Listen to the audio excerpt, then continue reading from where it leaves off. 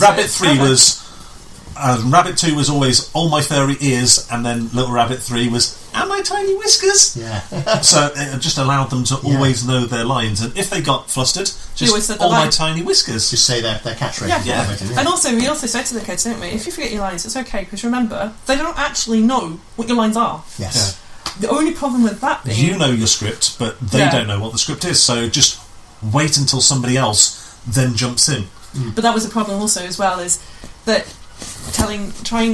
giving the kids some freedom, but also saying to them, don't go too far with the lines. Don't overdo your ad-lib. Because if you ad-lib too much, then the next person doesn't know their cue. They might be word perfect on that and be, needing that one word for you to start the sentence, and if you don't get it, they're stood there going, is it my turn, is it not my turn? Yeah. Chucks everyone off. So you have to be careful that they... I do remember one of the pantomimes a few kind of years ago, that there was I think it was a Peter Pan pantomime. Final scene, because we never actually managed to make it through all the pantomime every year, we got to one of the final scenes, we'd not practiced it that much, and somebody said their line in a wrong order, which then cut that final scene from about 10-15 minutes to about 5 minutes, because somebody jumped in, and then it was like, everybody's like, "Oh, that should have happened there." It threw the whole cast. I remember that. It threw every single person.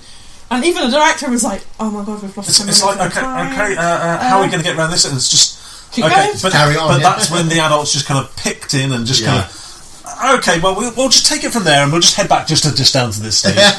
Yeah. Well, just for anyone who missed that, this is what happened. Well, should have happened. Blah blah blah blah. And now we're back up to and it's been able to pick it up. And but then obviously the audience then have a laugh and a joke because something's not gone to plan, and they've had this special moment of the pantomime not happening. Yeah.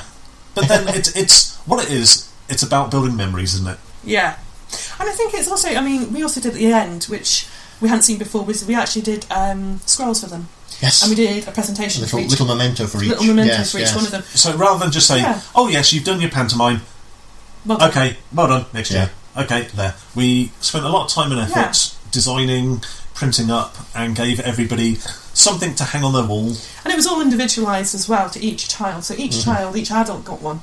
And it was very special because they still talk about it. Got the scroll. Yeah. You've even got your scroll. Yeah, mine is still framed on the wall. You got your frame. And it was nice because people have done that with them. They've remembered them. They've remembered, oh, that was a really good one, And actually, we still get asked about that when you're going to the next one. And, and we got it's our wonderful photo up there from Alice in Wonderland, which was presented to us as directors, wasn't it? And that was a wonderful time. Yeah, it was a really good time, and it's brought back a lot of happy memories doing this. Actually, cool. It's good memories for us. It doesn't mean that we're going to want to commit. No. What it is? Oh yes, you are. No, we're not. Not yet. It's time commitment. Yeah. Time commitment. Maybe next year. I think it's. You heard it here first, folks. Maybe They're directing the panto next year. Maybe next year. No maybes. Yeah. Talking of time, we're nearly out of time now. So, just a final thing. Certainly with children when they're going for pantomime, there's all that nerves. I don't want to go for it. Obviously, once they've been there, you can see the ones who have done it maybe the previous year because they're that much more confident.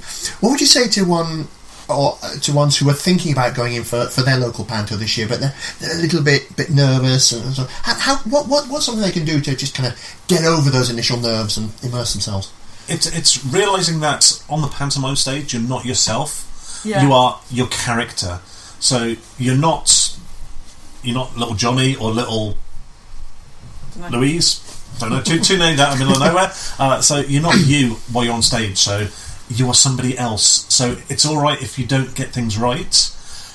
The show goes on anyway. So as in, you'll have people there. Just because you know you've made a mistake doesn't mean that people watching there. So don't take self-heart that you can't get everything right, because I don't get everything right in life. Yourself, mistakes happen, but it's just how confidently you can actually get around that. Gotcha. So I think it's also leaning on other people. Is if you're not sure to go with yourself, on your own, then maybe see if a friend will go with you. And even if the friend doesn't want to go, maybe you've just got their back up for them. The friend for the moral support. Yeah. Also, I mean, we did it as directors. A director will understand that young children maybe don't want to go up there and stuff. Yeah. We'll do a group interview, like a group audition kind of idea with them. Get a few of them to do it. Yeah. And we found that we never really put one person on the stage. We did 3 or 4 people. It was never the spotlight on one. Right. Yes. And if you do a read through, and you'll probably find that the director will do that. That if you're nervous, approach the director and say, I'm a little bit nervous, but I'm really interested and want to do it. That's true, because you're not going to be the first one who's nervous, you won't be the last one. And just remember, even even the Dane, our Hoopman Dane, gets nervous. Yeah. I mean, even he has times where he forgets his lines. So even when you think... It's just having that confidence, the ability in yourself to just say, I've made that mistake, but I'm still going to remain in character and just go there, because everybody on that stage is there to help each other. Yeah. I think that's the key. It is a team. It's a team effort, isn't it? There's half the team on the stage, half the team backstage. Oh, yes. But it is a whole team, and everybody's there to help each other. Yeah. To allow the audience to have a good time. Yeah. And the thing is, you have such a good time when you're on stage as well. You do have a really good time. I mean, that year was the first one that we actually watched. Yeah. We've never seen a full pantomime before, because we've always been in them. Yeah. But then it's not underestimating. Yes, you go into panto, it's a bit of fun, you build up your confidence a little bit, but it's knowing what it can do to you later in life. Yes. I left it way too late to be able to appear on stage and confidently speak. How different would my life have been as an 8-year-old appearing in my local village pantomime? How more confident in life would I? Why did I wait until I was 30 plus to appear on stage and start building my confidence? Why not just do it now? And that's the thing, actually. Maybe people need to think about setting up a local pantomime. If there is people out there who want to do it, why not set it up? Because actually, we've got school. If people need to kind of have advice on setting up that, feel free to contact Keith, as in he can contact ourselves. We can have maybe you should set one up if you're keen to do it. Why not set it up? And we're quite happy to help you in that. Yeah. And actually, the benefit of the community would be amazing. It doesn't have to be War and Peace, does it? I mean, you can do a small one, you can test it, but I think You certainly see. I mean, here you certainly see how the community comes together. The community here is very strong. We have a good community, so there's the likes of the pantomime, but then you have a week-long gala as well. There's always events going around, coffee mornings for kind of the elderly around it there. And actually, you do find art groups. There's a lot from it, and it does build confidence. I mean, some of these art groups are amazing. I mean, some of them are artists that are, an older generation that are fantastic artists, and they've just discovered themselves. So I think it builds confidence amongst everyone. Yeah. It's never too late to get into it, and conversely, it's also never too early to get in. No, definitely not. Definitely not. I mean, we had children that were unfortunately just a little bit too young, but were very keen. But actually what they did was they come along to, maybe mum and dad were in the panto. They would come along and they'd do little bits as well. And if we had someone missing, they could do the little bits. Fill in the bits. And although they weren't on stage, you're still getting them to do the confidence. And they might not be on the shows, but because they're too young, you have to have a limit, because obviously it's doing school time as well. Yes, sure. You imagine that, and the first one starts at 7 o'clock at night on the Thursday, so it will go on to about 9, 9:30, 10 o'clock at night, aware of that. Yes. And you have to understand that these kids are only 8.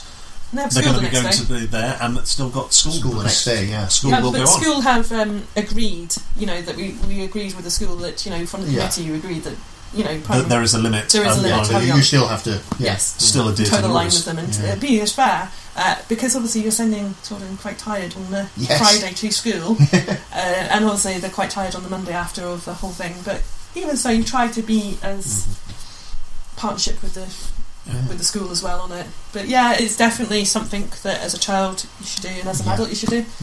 Just try it once, even if you want to be a cow. Even if that's something. Some people who've started out helping with the props backstage, but then they went from the props backstage through onto another earthquake cat. Started from the props backstage through to helping with the stage direction, and then from the stage direction, then they wanted to be on stage for a little part, and then now one girl has actually become the chairman of the Panto committee, so therefore she puts things properly together. And even some of the kids might not want on, but they want to do the stage prompts. Yes, because there's always stage prompts on, and there's always a lot of work backstage as well. A lot of support needed. So that's something to think about too. Is if you don't quite want to be in, but you'd like to help, then there's lots of things like I did when I first started off. I was helping the children, and what I did was I made pom-poms with them in the back, so we amused them. It's distraction techniques to keep them focused on there. Yeah, and we did a lot of let's practice your lines, let's practice your dance moves. And it went from loom bands. We tried to make the largest loom band in the world.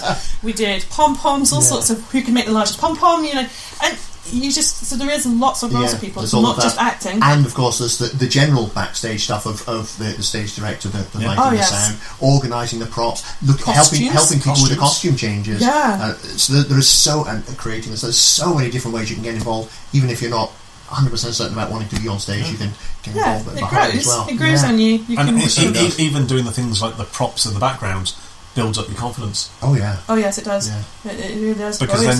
Because people are relying on you. Yes, and you suddenly realise, hang on, I'm not on the stage, but if I hadn't done my bit right, that person wouldn't be able to go out on stage and deliver the performance, and the audience wouldn't have laughed.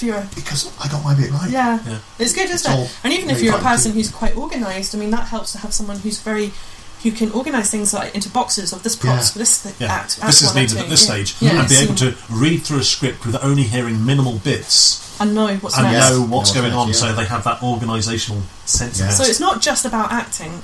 To be honest with you, there is so many roles for you that I'm sure that every single person could find a role within a pantomime for them. I'm pretty certain of that. And if not, make a role for yourself. But some people may well be confident enough just to write a script and be happy enough with the script writing. Yeah, I mean, there's lots of opportunities for people. I think that's the.